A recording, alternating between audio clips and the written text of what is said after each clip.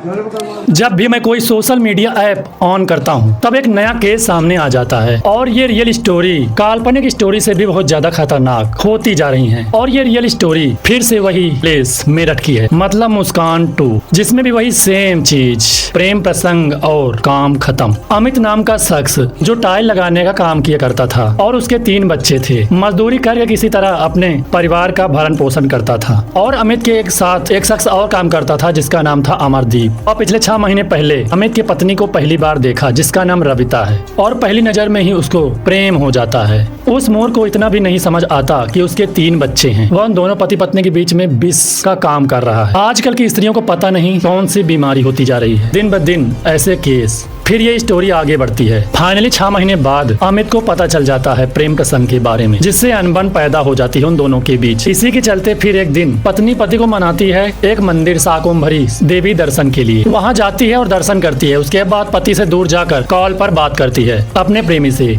और उसको प्लान के बारे में बताती है कि देखो मेरे पति को हम दोनों के बारे में पता चल गया है, तो वो समय आ गया है जब पति को रास्ते से हटा दिया जाए। बट मारना ऐसे है जैसे उसकी मौत मर्डर नहीं, एक दुर्घटना लगे। तब वो कहती है कि कोई ऐसा विषैला सांप खरीद कर लाओ जो लहर न दे, जो काटे तुरंत मौत। एक मदारी से वो 1000 का सांप खरीदते हैं, क्योंकि वो जिस मोहल्ले में रहती है वहाँ पर मदारियों का डेरा है। घर पहुंचकर उस 14 अप्रैल की रात पुनः पति पत्नी में झगड़ा होता है। और फिर जब पति सोने चला जाता है, प्रेमी के साथ प्लान को अंजाम देती है। पहले पति का गला घोटा जाता है, फिर सांप को जो मदारी से मंगवाया था उसको उसके बिस्तर में ऐसे रखते हैं जिससे किसी को शक न हो। वो सांप रात भर डसता है और जब सुबह होती है तब अमित की माँ और बच्चे सोचते हैं सबसे पहले उठने वाला आदमी आज देर रात तक क्यों सो रहा है। उसे उठाने के लिए जब जाते हैं, बिस्तर में सांप को काटता देख सबको हुराम मचाने लगते हैं। बट बात यहाँ खत्म नहीं होती। कुछ लोगों को सांप काटने से मृत्यु हुई ऐसा लगता है, और कुछ लोगों के अकॉर्डिंग सांप काटता तो 1-2 बूंद तो जरूर खून गिरना चाहिए था। बट वो पहले मर चुका था तो खून कैसे निकलता। उसकी पत्नी भी बहुत रोती है। फिर